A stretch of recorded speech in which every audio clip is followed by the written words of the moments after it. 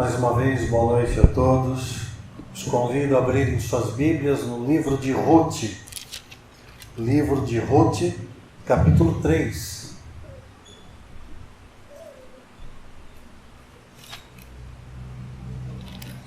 Livro de Ruth, capítulo 3.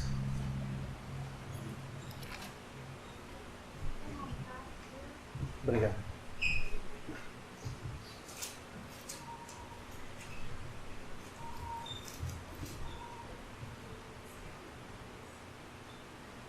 Vamos fazer a leitura a partir do versículo 9. A palavra do Senhor diz assim: Quem é você? Perguntou ele. Sou sua serva Ruth, disse ela. Estenda sua capa sobre a sua serva, pois o Senhor é resgatador. Vamos orar? Pai, nessa noite nós pedimos que a tua misericórdia nos alcance. E apesar de mim, Senhor, vaso imperfeito que sou, limitado, que a tua palavra não seja prejudicada, mas pelo contrário, pela ação poderosa do teu Santo Espírito, ela chegue aos corações dos teus servos e cada um seja edificado, confortado ou confrontado conforme o Senhor achar conveniente. Eu peço, Deus, humildemente, usa a minha vida apenas como um microfone na tua boca. Peço isso em nome de Jesus. Amém. Quem é você? Perguntou ele. Sou sua serva Ruth, disse ela. Estenda sua capa sobre sua serva, pois o Senhor é resgatador. Vamos lá, contexto. Semana passada nós lemos do versículo 4 em diante. Noemi disse para Ruth, no 3. Ruth, lave-se, passe um perfume, coloque as melhores roupas e vá para perto de Boaz.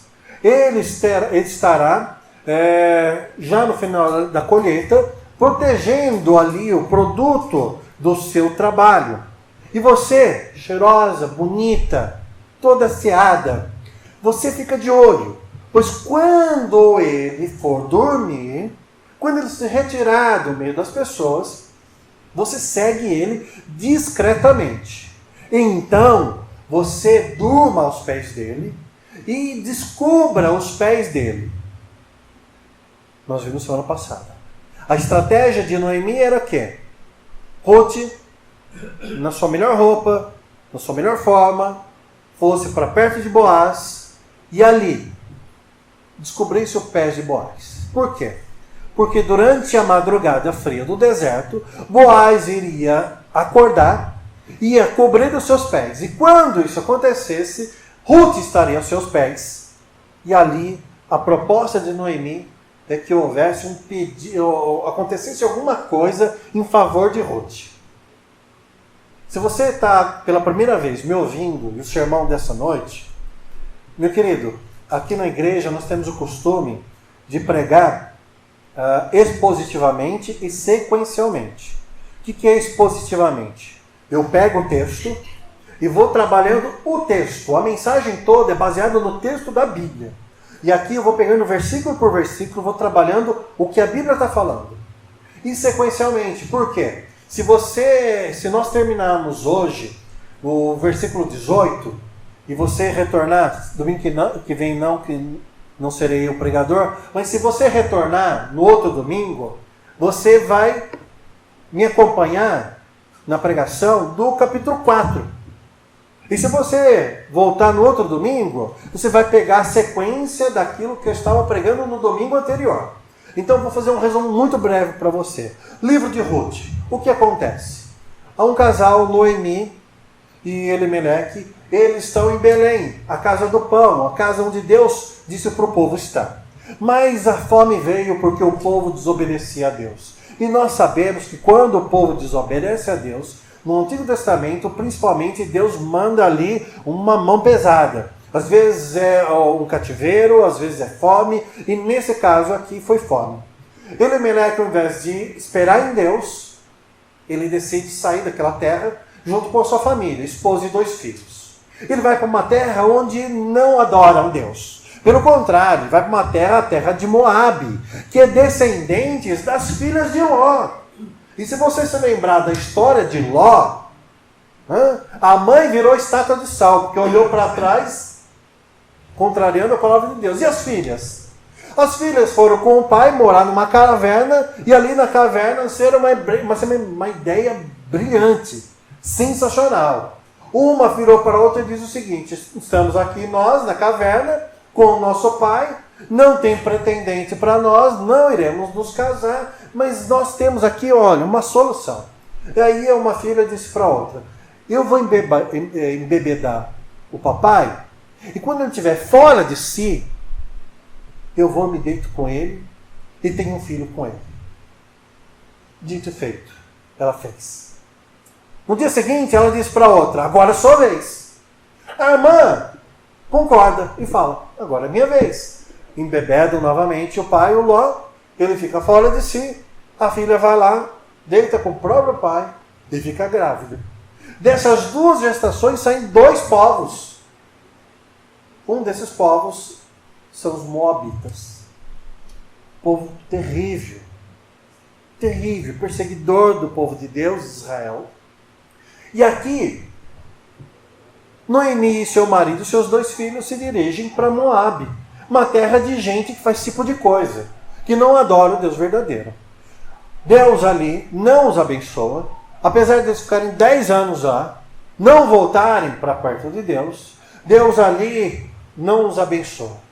E o fato é que morre o pai, deixando Noemi viúva, e morrem os dois filhos, que haviam contraído núpcias, casamento, com duas mulheres moabitas. Uma chamada Orfa, a outra Ruth. Ou seja, depois de 10 anos, eles perdem todo o dinheiro que tinham, Noemi fica viúva, perde os dois filhos e as suas noras viúvas também. Então ela decide voltar para Belém, porque ouve dizer que Deus havia tirado ali o peso de sua mão, e novamente havia alimento em Belém. Ela retorna para Belém, mas ela sabe que já é uma senhora idosa, e ela não terá mais filhos. Mesmo que tivesse, esses filhos ainda iam demorar muito tempo para que estivesse numa idade adequada para se casar com as noras que estavam viúvas. Então ela disse: minhas filhas, voltem para a casa das suas mães. Eu vou seguir sozinha na minha miséria. Foi difícil a conversa, as duas não queriam, mas Orfa foi convencida e voltou para casa para buscar um marido, ainda era jovem. Ruth, por sua vez, era uma mulher que já estava diferente. Ela já tinha um conhecimento acerca do Deus de Israel, o Deus da sua sogra. E ela faz uma declaração de amor impressionante para a sua sogra, que está no capítulo 1, versículo 15, 16 e 17. Então ela diz no 16, para Noemi, sua sogra: não insista comigo que te deixe e que não mais te acompanhe. E aí ela diz assim: aonde fores, irei, onde ficares, ficarei. O teu povo será o meu povo, teu Deus será o meu Deus. Onde morreres, morrerei, e ali serei sepultada. Que o Senhor me castigue com todo rigor, se outra coisa que não a morte me separar de ti. Ruth diz para Noemi: não importa. Não importa a condição financeira que você tenha, não importa o que vai acontecer com você. Se for a morte, que seja a morte, mas eu vou te acompanhar. Uma declaração de amor sensacional. E de fato é isso que acontece. Elas vão pobres, retornam para casa, e ali Noemi, ela vai buscar o sustento para ela e para a sogra. Um dos serviços mais difíceis, mais humilhantes, menos lucrativos, é o que Ruth consegue. Ela vai pegar os restos da colheita. As pessoas vinham colhendo ali os grãos, o que caía no chão, segundo a lei, era destinado aos pobres, muito pobres. Ruth está ali, cedinho, nascer do sol. Ela está lá, pegando o que cai, o resto. E ela fica o dia todo, sol quente, ela trabalha. E o fato é que o trabalho dela não passa desapercebido. Ela sustenta ela, a sogra, mas ela é uma estrangeira no meio do povo de Deus, é uma moabita, é uma mulher pobre, uma mulher viúva. Todas as condições difíceis, não só nos dias de hoje, mas principalmente naquela época. Mas ela é uma mulher fiel a Deus, que não deixa se abater. Não faz como sua sogra, que senta e fica chorando, reclamando da sua vida.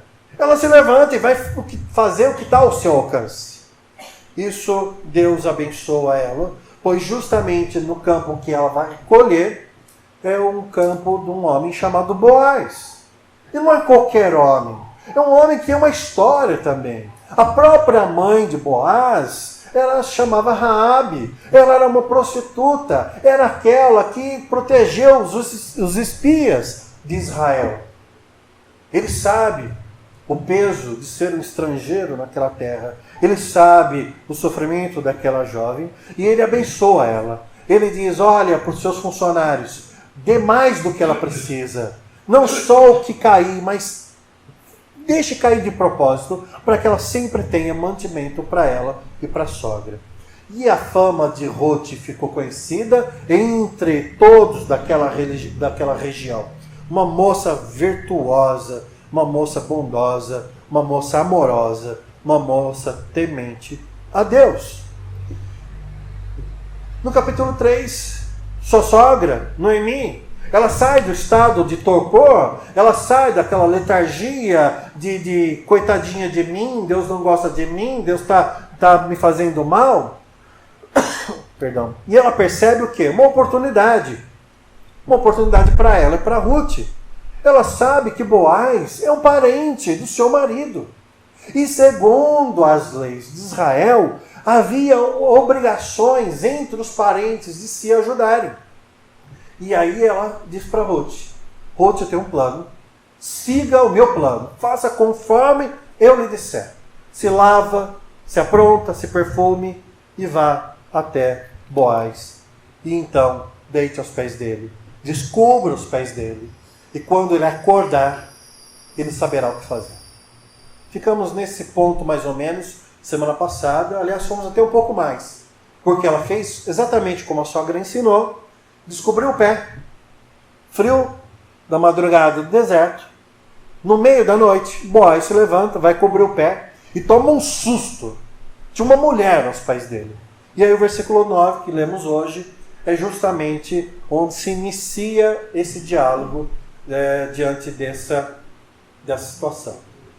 Boaz diz assim, quem é você? Ela responde, sou sua serva Ruth. Estenda a sua capa sobre sua serva, pois o Senhor é resgatador.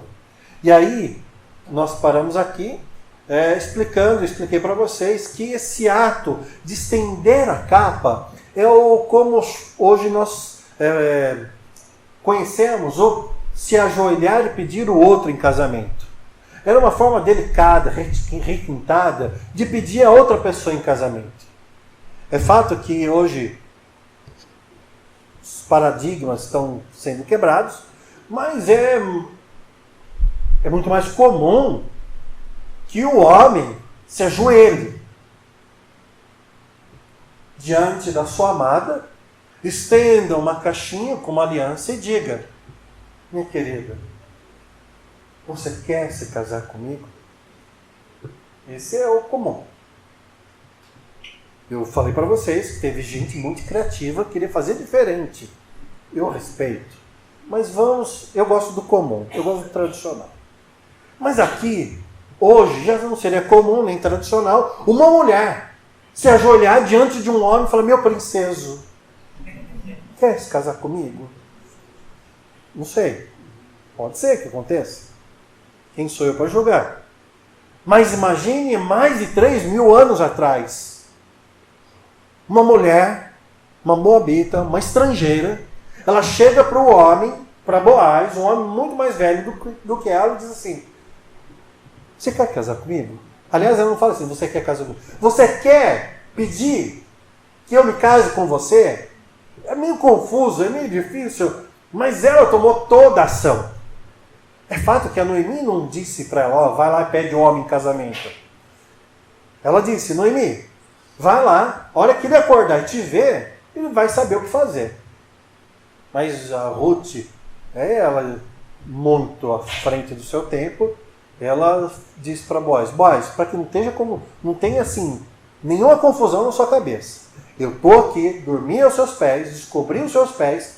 Eu não quero uma noite de amor. Eu não quero. Eu não quero um caso. Eu não quero ser sua amante. Eu não quero. Eu quero algo sério. Eu quero que você seja sério comigo. Eu não aceito menos do que o máximo. E o máximo é o seguinte: eu quero que você se case comigo. Corajosa. Foi aqui que nós paramos semana passada.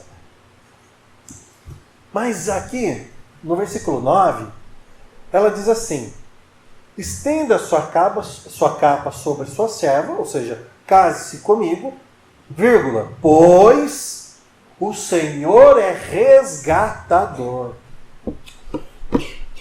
O que seria isso? O que Ruth está falando aqui? Resgatador. Vou convidar você agora a abrir sua Bíblia em Deuteronômio, capítulo 25.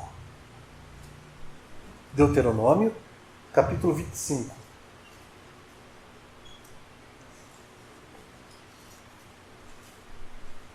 Vamos montar agora o arquivo sobre o que Ruth está falando, está cobrando Boaz. Deuteronômio, capítulo 25, versículo 5.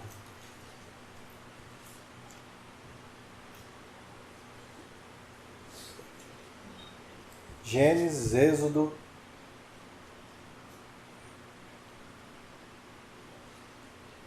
Aí.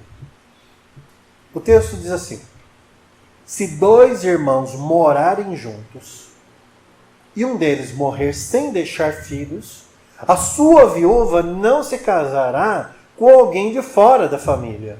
O irmão do marido se casará com ela e cumprirá com ela o dever de cunhado.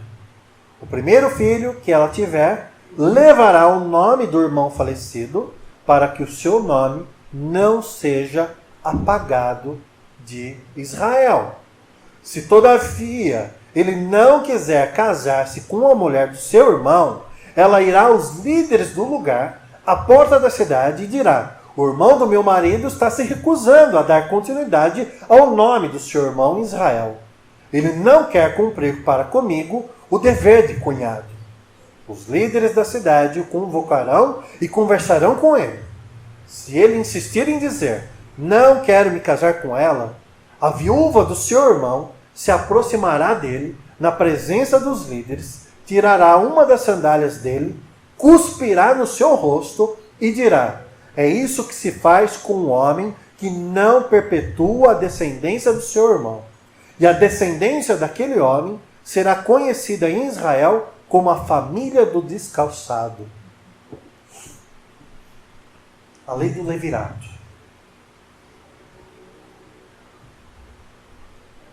Está casado.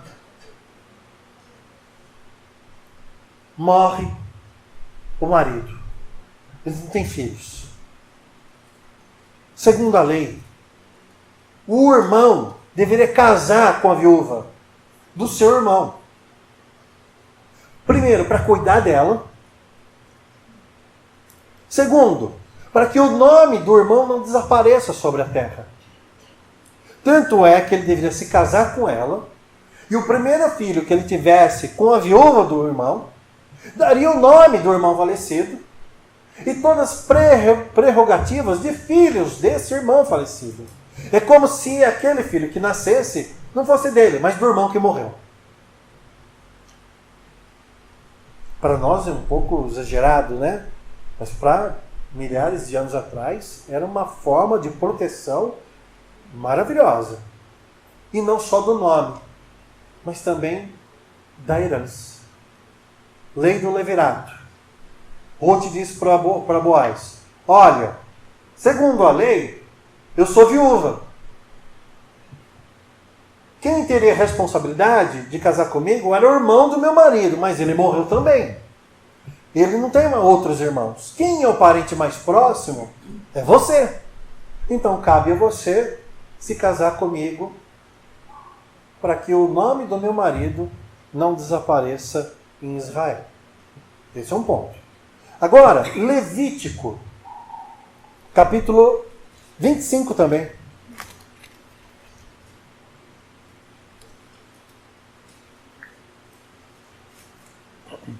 Deuteronômio, falamos de descendência. Aqui nós vamos falar de propriedade. Levítico, capítulo 25.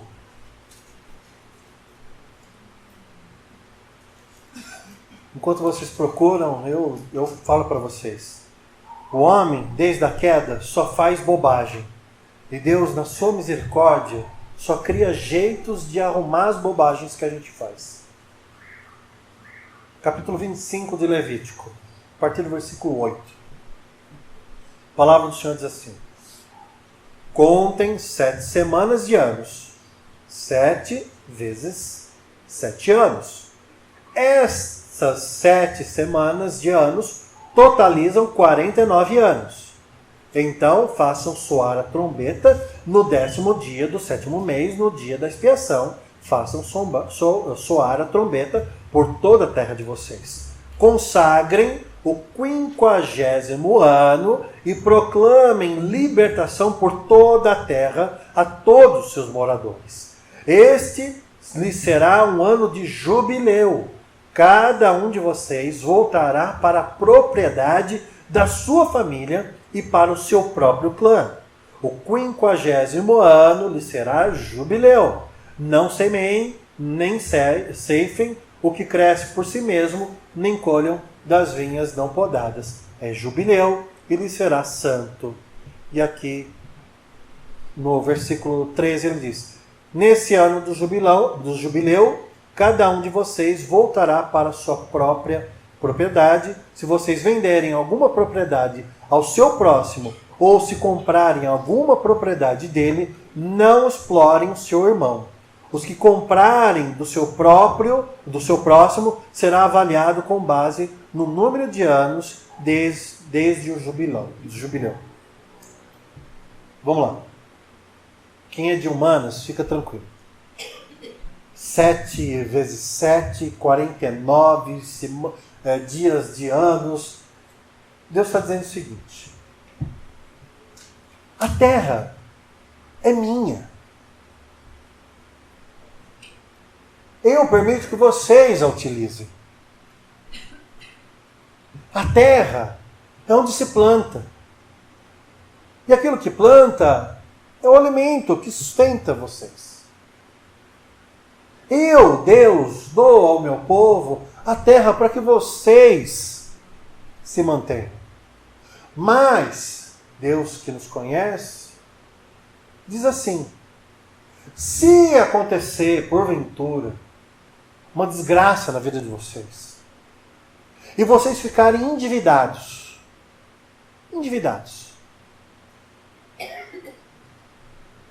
vocês podem vender a terra de vocês para sair do sufoco. Porém, quem comprar a terra de vocês tem que estar ciente de uma coisa: aquela terra vai ficar em seu poder durante um período de 49 anos. Pois no 50º ano, no ano 50, toda a terra deverá voltar ao seu dono original. Então imagine só vocês. Inaugura-se o ano do jubileu 2020. Começou a contar. E agora nós estamos em 2023. Você fez dívida, estourou o limite do cartão, deveu no banco e não tem como pagar. Não tem como pagar. O que você faz? Você tem que pagar, honrar com seus compromissos. O que você tem à sua disposição? Só terra. Tudo que você tem. Você chega para alguém próximo de preferência, e oferece o seu terreno, sua casa. E oferece: olha, está aqui. Compre minha terra, compre minha casa. para que eu pague a minha dívida. Às vezes era oferecido por próprio credor. Só que é o seguinte, a dívida era paga e aquela propriedade passava para a mão do credor. E toda a safra ia para o credor. E aquele que vendeu sua propriedade, muitas vezes, acabava se vendendo, porque o dinheiro não dava para pagar a dívida. E aí vivia como escravo para aquele credor. Só que é um escravo diferente. Não esse que a gente está acostumado a ver o que aconteceu no Brasil. Era um escravo que dizia o seguinte: eu não posso pagar, tudo que eu tenho já entreguei, o que me restou é o mesmo. Então agora eu me entrego para servir ao meu credor e eu vou trabalhar para ele como um jornaleiro, ou seja, como um diarista. Eu vou viver de salário mínimo até que pague minha dívida. O fato é que a escravidão, essa situação de se colocar a serviço de outro por pagamento de dívida, tinha um prazo de 7 anos. Depois de 7 anos, não importa o tamanho da dívida, ninguém poderia ser escravo lá em Israel de outro parente, de outro israelita. Era liberto. Mas a propriedade ainda continuava na mão do credor. Até quando? Até esgotar os 49 anos. Então, se uma pessoa aconteceu esse revés financeiro em 2020, quando ela vai ter de volta a sua propriedade? 2069. Né? 2069. Ou seja, 2069 acabou a dívida. A terra volta de novo para a família que pertencia àquela terra e acabou. Morreu o assunto. Vamos voltar para Ruth? Qual é a condição de Ruth? Elimeleque vendeu sua propriedade, eles vendendo tudo que tinham, estavam pobres ao ponto de Ruth e pegar o que caía de resto da colheita. Ruth chega para Boaz e diz o seguinte: Boaz, case-se comigo, cumpra com a sua responsabilidade de parente mais próximo e dê perpetuidade ao nome do meu falecido marido. Bom, para quem? Para Ruth. Por quê? É bom para Ruth e não é bom para Boaz. É bom para Ruth porque agora ela não ficaria mais na miséria, teria um marido que cuidaria dela e da sogra Noemi. Mas para Boaz é um complicador. Por quê? Porque ele teria que assumir uma obrigação, ele já era um homem mais velho, com uma moça estrangeira e de Moabe. E mais, ele teria que resgatar a Ruth e pagar a dívida dela, recuperando as terras da família. E quando o jubileu acabasse, todo o dinheiro que ele deu não ficaria para ele, porque as terras iriam para quem? Para a família do marido morto. Ou seja, não era bom negócio ser resgatador em Israel. Não era nada bom. Porque você geralmente fazia isso por um parente, o parente estava quebrado, e você comprava, e você falava, não vai ficar comigo. O que você fazia? Devolvia. Ou seja, só pagava a dívida dos outros. E é lógico, tinha gente que era um pouco espertinha naquele tempo. E de vez em quando fazia isso.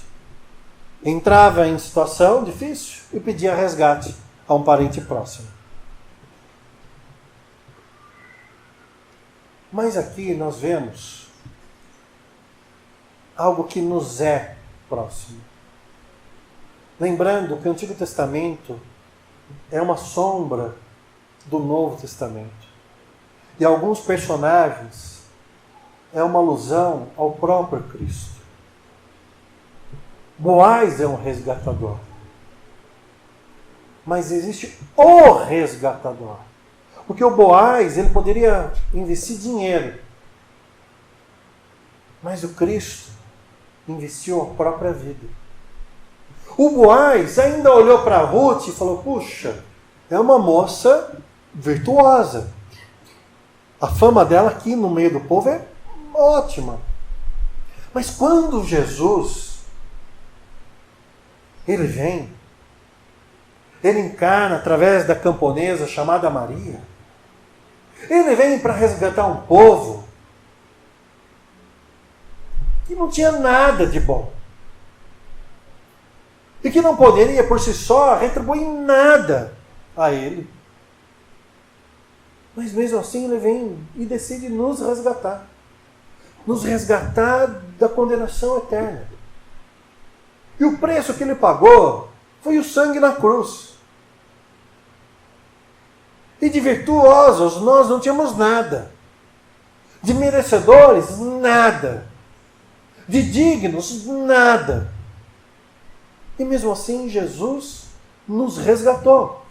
Pagou a nossa dívida. A dívida de Ruth, de Noemi, eu não sei.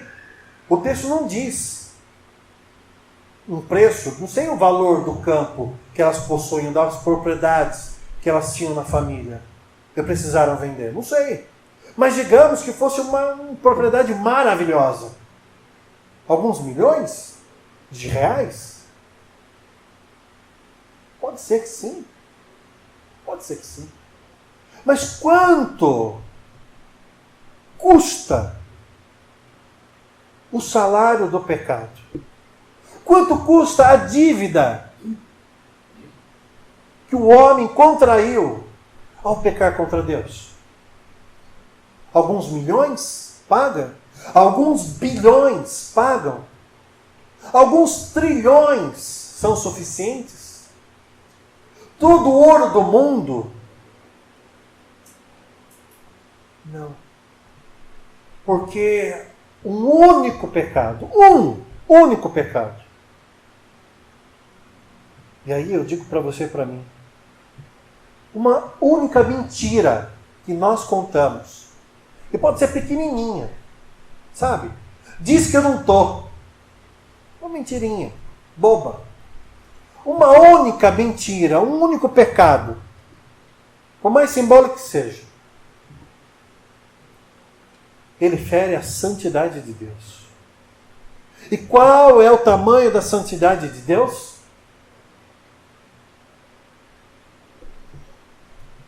Infinita. É do tamanho de Deus. E em Deus não tem como ser mensurado. Então, quando nós pecamos contra Deus, mesmo o único pecado, é uma ofensa tão grave, tão grave, tão grave, tão grave, que por toda a eternidade é impensável chegar ao seu valor absoluto.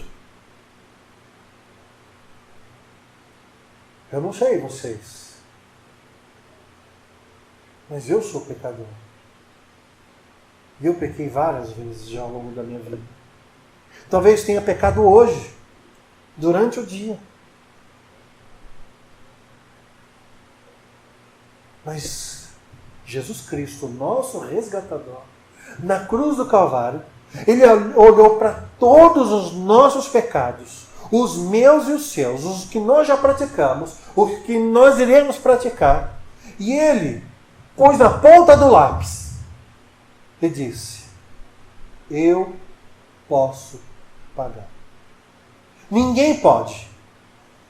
Você não pode pagar por um único pecado seu. Eu não posso pagar por um único pecado meu. Mas Jesus pôde pagar por todos os nossos pecados. Mas foi uma mentira. Mentira. Um assassinato. Uma traição. Ele foi capaz de pagar por todos os nossos pecados. Ele nos resgatou. Não merecendo, nenhum de nós, esse amor. E ele não fez isso porque era obrigado. Ruth invocou uma lei para Boaz. Mas quem decidiu nos salvar? João 3,16 diz o quê? Deus amou o mundo de tal maneira que enviou o seu Filho unigênito. Ou seja, ninguém chegou para Deus e falou: Deus, olha, tem uma cláusula aqui na tua criação que está implícito que o Senhor tem que pagar a nossa dívida. Não tem. Pelo contrário, se está no contrato, é lá no Gênesis. Deus dizendo para Adão e Eva: olha, tem as árvores aqui do jardim, vocês podem comer de todas. Tem a árvore da vida, vocês podem comer dela também. Mas tem uma que eu não permito. É a árvore do conhecimento do bem e do mal. Não comam. Por quê? Se vocês comerem, certamente morrerão. O salário do pecado é a morte. Se existe uma lei, a lei diz o seguinte: cada um de nós merece ir para o inferno e ser atormentado eternamente, junto ao diabo e seus demônios. Isso é justo. Justiça. Ai, Deus não é justo. Se Deus fosse só justiça e não amor também, Ele não mandaria seu filho e todo mundo ia para o inferno. Mas Deus, Ele decide nos amar e nos resgatar. Ele faz isso por nós. E interessante, Ruth reconhece a sua situação e pede ajuda a Boaz. Mas nem isso nós somos capazes de fazer. Nem isso. É Cristo que vem, morre na cruz, e Ele vem ainda quebra o nosso coração e nos mostra quão miseráveis somos. Porque se não o fizesse, ainda estaremos achando que merecemos coisas boas.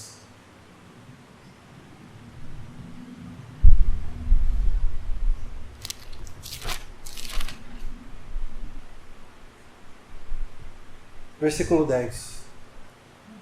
Boaz lhe respondeu: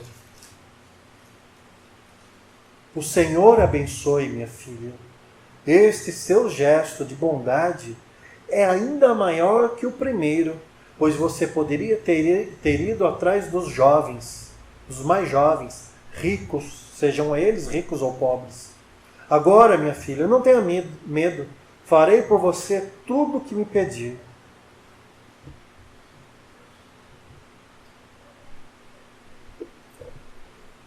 Li para vocês semana passada Provérbios 31. Lá nós vimos o relato da mulher virtuosa, que na formatação dos judeus,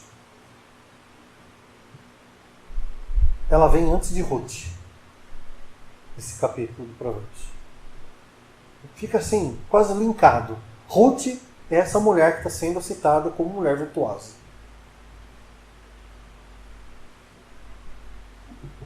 E o Boaz diz assim: Ruth, você é diferenciada mesmo. Você não é comum. Por quê? Porque uma jovem como você, que não é preguiçosa, que não é desleal, que não abandonou a sua sogra quando ela mais precisou, não é egoísta, não pensa só em você mesma, você que dá bom testemunho acerca da sua fé, porque você veio por meio do povo de Israel, saindo de Moabe, uma terra que não adorava a Deus, e aqui você conhece a palavra de Deus e está falando ela para mim. Está citando a lei do levirato para mim, ou seja, você buscou saber quem é Deus e o que Ele quer para a sua vida. Você estudou, você buscou a Deus. Facilmente, arrumaria um casamento que lhe agradasse, sendo jovem, com tantas qualidades. Mas o fato é que você vai tão além, que você não é escrava do seu próprio coração, dos seus próprios desejos. Você não veio buscar beleza. Você não veio buscar uma noite de amor. Você não veio buscar uma bênção imediata. Você veio buscar algo permanente e de acordo com a vontade de Deus. Ruth, você é especial. E aí a gente lembra, mulher virtuosa, né? Quem achará? O seu valor excede o quê? A das pedras preciosas, dos rubis. Gente, quem casa com uma esposa virtuosa, o homem que encontra uma mulher de Deus, temente a Deus, ele está bem. Ele está bem. Ele pode comer arroz puro. Ele tem um lar para voltar no final do dia. Ele pode andar com o sapato com a sola furada. Ele sabe que quando voltar para casa, tem uma família esperando. Pois a mulher sábia edifica a sua casa. Ele sabe que enquanto ele está no sofrimento, na labuta, tem alguém com ele labutando e sofrendo junto, e crescendo e fazendo edificar a casa. Não é uma mulher que reclama. Não é uma mulher chorona, chorosa, goteira. Não é uma mulher que fica pondo defeito em tudo, em todos. É uma mulher que busca forças em Deus e trabalha, espera em Deus. Não é uma mulher possessiva, mas é uma mulher que conhece o Senhor Deus. E por isso descansa nele. Quem encontra uma mulher dessa, assim, não precisa de mais nada. O que vier é bônus. O que vier é bônus. Feliz o homem que no dia do seu pior momento tem uma mulher virtuosa do seu lado. E às vezes você pode estar no seu pior momento por uma bobagem que você fez. Uma decisão errada. Culpa sua. Pecado. E a mulher virtuosa, ela não vai falar assim, eu te avisei. Culpa é sua. Ela vai falar para você, meu querido, vamos orar. Eu estou com você. O que der e vier. Não importa o que aconteça. Eu sempre estarei do seu lado. É a mulher virtuosa. Ou seja, se o Boaz é o tipo do Cristo, que é o resgatador...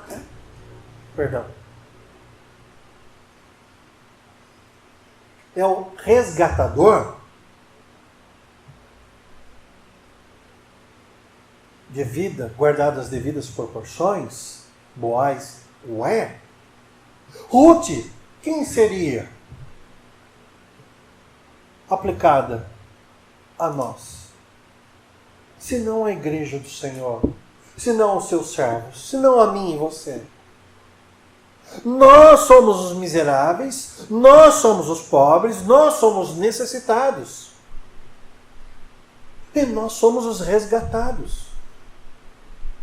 Mas a pergunta que eu faço para você nessa noite, e peço que você pense durante a semana, meu querido, minha querida, você tem sido uma Ruth para Deus? Deus olha para você e diz, meu servo bom e fiel, minha serva boa e fiel. Deus olha para você e diz o que ele disse para Satanás acerca de Jó.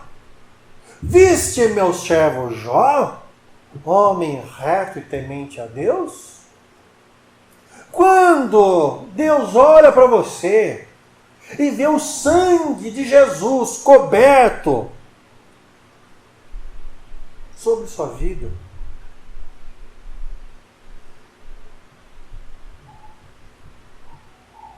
ele vê alguém grato por tamanho amor e graça imerecida.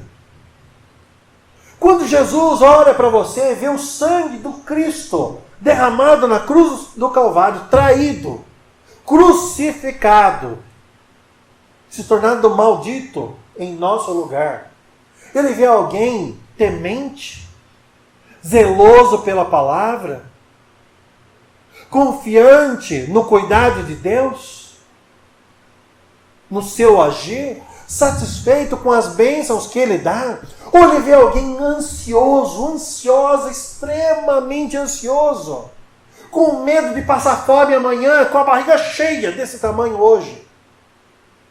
Uma pessoa extremamente ansiosa, com medo de perder o emprego, sendo que nenhum pardal morre de fome, Deus alimenta, nenhuma flor se veste mal porque Deus a veste.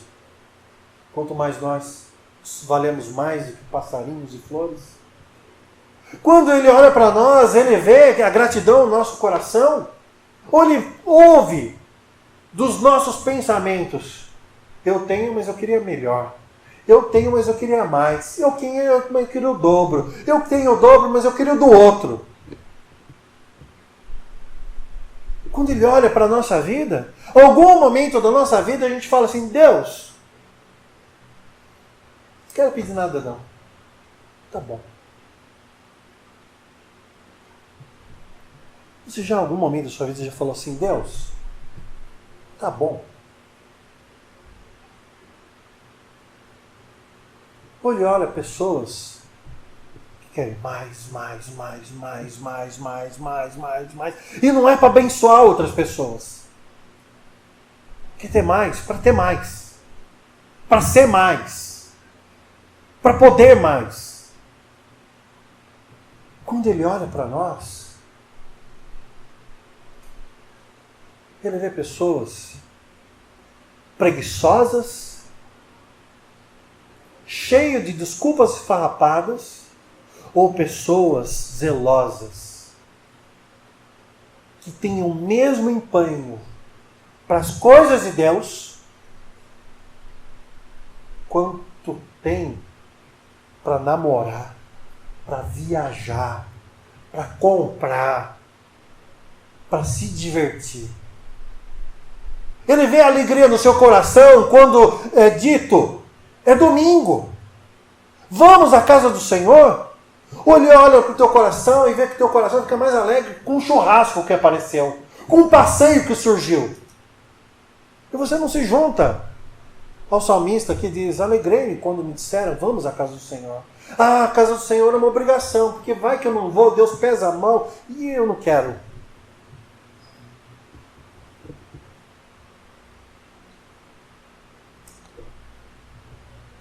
Ruth disse para Boaz: Boaz, case-se comigo e resgata. Transforma a minha vida.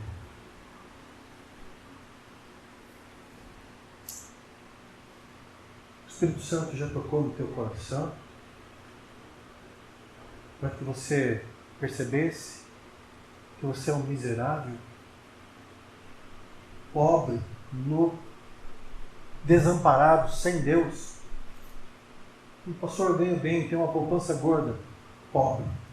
Pastor, eu sou bonito, todo mundo me elogia. Efêmero, passageiro. Você não tem nada. Nada que você possa durar. Não tem. Mas Deus tocou no teu coração, você viu isso. E percebeu que você precisa desesperadamente de um resgatador. Esse resgate não vem da política ou do político, não vem do dinheiro, do emprego, do diploma, não vem da academia, da plástica, mas vem do céu.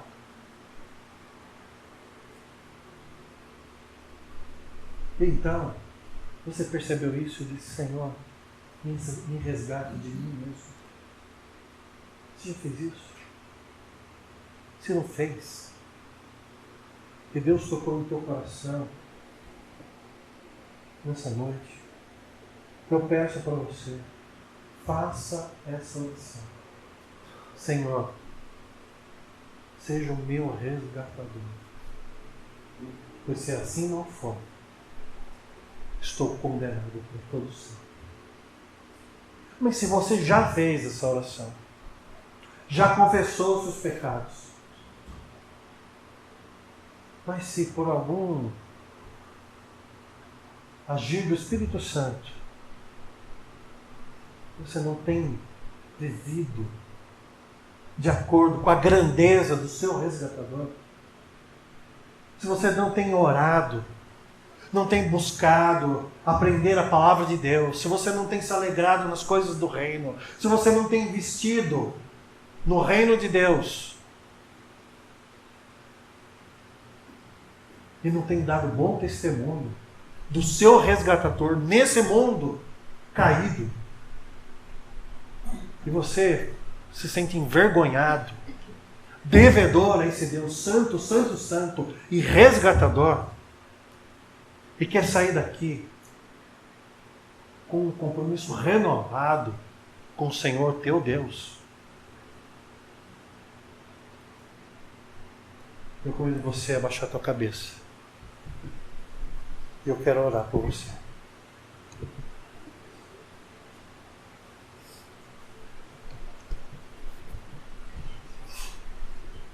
Senhor Deus Todo-Poderoso, Tu és santo, santo, santo. Tua majestade cobre toda a terra e o Teu amor nos é incompreensível. Pois, apesar de toda a maldade, todo o pecado, toda a impiedade, o Senhor nos amou. Jesus levou sobre si as nossas feridas, levou sobre si as nossas dores, levou sobre si as nossas ofensas, os nossos pecados. Mas nós precisamos, mais uma vez, que o Senhor nos renove e nos dê o entendimento para que possamos ser como Ruth, enxergar além dos nossos prazeres e fugir daquilo que é momentâneo e buscar aquilo que é eterno. E reconhecer o nosso resgatador e todo o amor demonstrado. Perdoa-nos, Senhor, se entramos aqui devedores, seja de temor, seja de amor. Nós pedimos que o Teu Santo Espírito nos encha para que saiamos daqui cheios de alegria, cheios de temor, cheios de fé, cheios de sabedoria e cheios de gratidão. Em nome de Jesus é que eu te peço. Amém. O texto não andou como eu pensei, mas nós veremos aqui, não semana que vem, mas na outra, a resposta de Boaz. E o que ele vai fazer para resgatar Ruth. Só que tem um problema, né? Eu disse que o Boaz era o parente mais próximo da Ruth, né? Ela achava isso também. Mas o Boaz tem notícias para ela que talvez ela não vá gostar. E ele não é. Tem um outro cara que é mais próximo do que ele e que tem o direito de passar na frente dele, de fazer as coisas, de se casar com Ruth. E agora, hein? Será que a Ruth vai ter coragem de pedir esse outro também em casamento? Uma foi difícil. Duas, quase impossível, né? Saberemos daqui a 2 semanas. Quando você ficar em pé.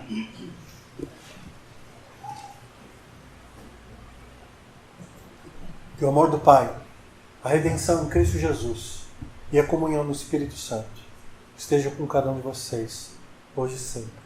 Deus abençoe. Sejam bons servos, boas servas. Honre e glorifique a esse resgatador maravilhoso que nós temos. Amém.